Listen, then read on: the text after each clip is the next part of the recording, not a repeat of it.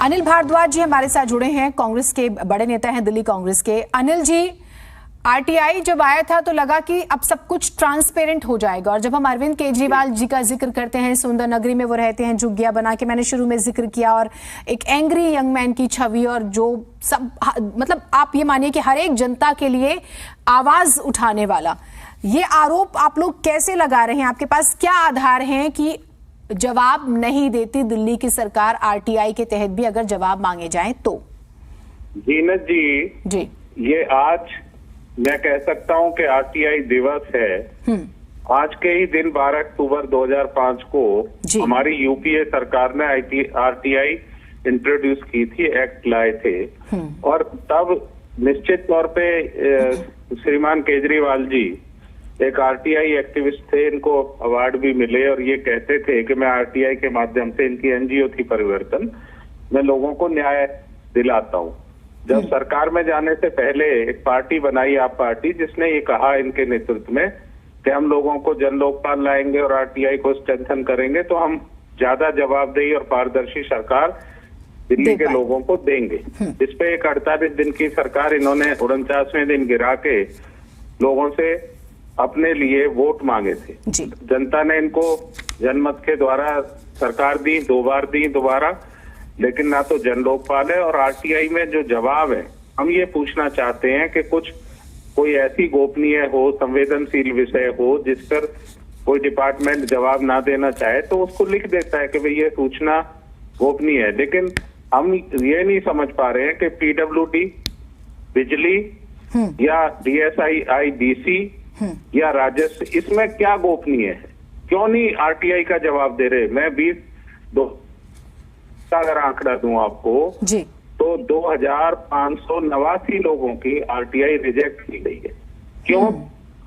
सवाल ये है कि एक व्यक्ति, एक पार्टी अपने आप को अच्छी सरकार का दावा करती है और ट्रांसपेरेंसी का दावा करती है, भ्रष्टाचार मुक्त होने का दावा करती है, और उसके कैबिनेट पर ज्यादातर लोग कहीं ना कहीं भ्रष्टाचार में नजर आ रहे हैं।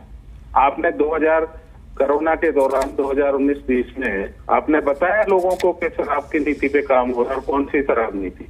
आप तो कहते थे, अपने स्वराज में लिखते थे, अपने इलेक्शन मैनिफेस्टो में 2015 में कहते थे कि भ्रष्टाचार है, लोगों, सरकार और सरकार के अधिकारी और नेताओं का भ्रष्टाचार है ठेके देने में। आपने तो सामने आ रहा है, आपने तो पूरी प्राइवेट गुपचुप, इससे आपने राजकुमारी ली, इस एनजीओ ने, इस आरडब्ल्यूए ने आपको समर्थन दिया था कि आप बनाइए हमारे यहाँ ठेके, तो समझ से बाहर है।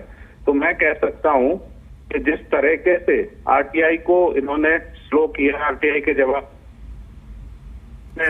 इन सरकार की भी रास्ता है, और इन्होंने तो, दिल्ली सरकार ने तो पूरी तरह इसको एक तरह से पूरा खत्म करने की कोशिश की है, छिन भिन करने की कोशिश। क्या कारण होते हैं, मैं अगर आपसे शॉर्ट में पूछूं सर, क्यों पसंद नहीं आता नेताओं को सवालों का जवाब देना?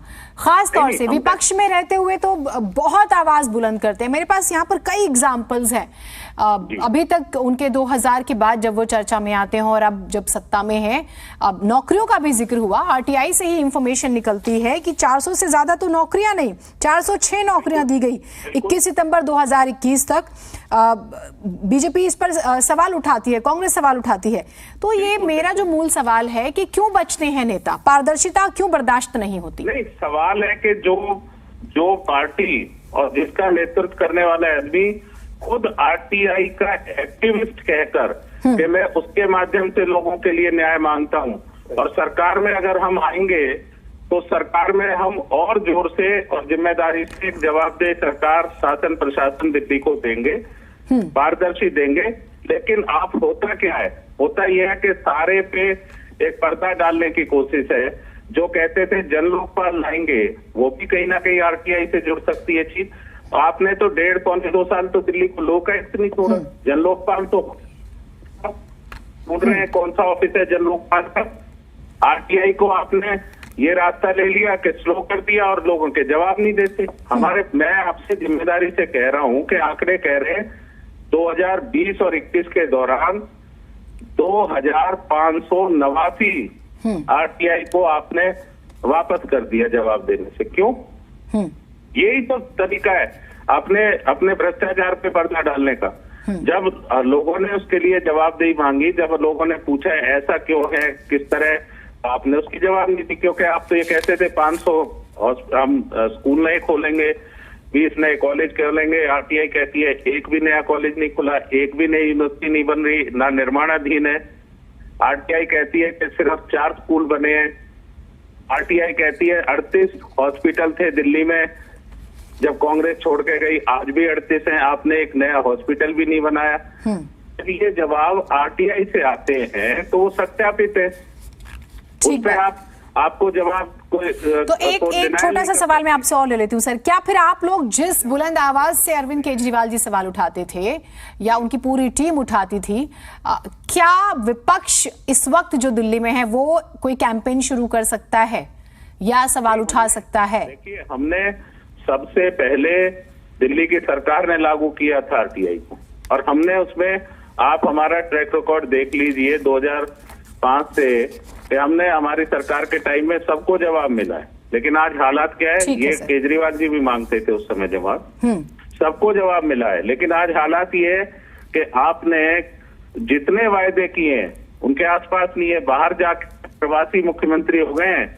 आप जब दिल्ली आते हैं तो आपको दिल्ली की जनता की दुख तकलीफें पता ही नहीं।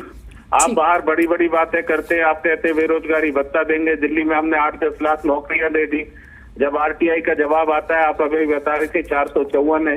हिंदू छापता है कि प्राइवेट और सब मिला के 12,857 है। 400। तब आप आपको कंडेम नहीं करते, आप उसके खिलाफ कोर्ट में क्यों नहीं जाते? आरटीआई में आप जवाब नहीं देते।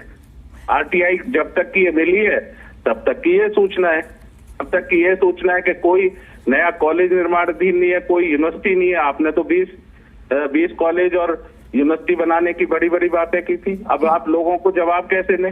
रोजगार पे आपसे आरटीआई से जवाब मांगे तो आप उससे बच के बाहर के राज्यों में कहते हैं 8-10 लाख रोजगार हमने दिल्ली में दिए। पर ट्विटर टाइमलाइन पे वो रोज स्कूल के वीडियोस डाल रहे हैं कि बेस्ट एजुकेशन पॉलिसी है और बेस्ट स्कूलिंग है, आपने देखा होगा। एजुकेशन पॉलिसी पे हम पूछना चाहते हैं, आपके माध्यम से बता दें, सरकार सामने आए, बताए कितने स्कूल बनाए, कितने कॉलेज बनाए 2013 के बाद। हम ये कह रहे हैं हमने हॉस्पिटल बनाए, 26 हॉस्पिटल बनाए, 5 सुपर स्पेशलिटी अपने 8 साल बनाए।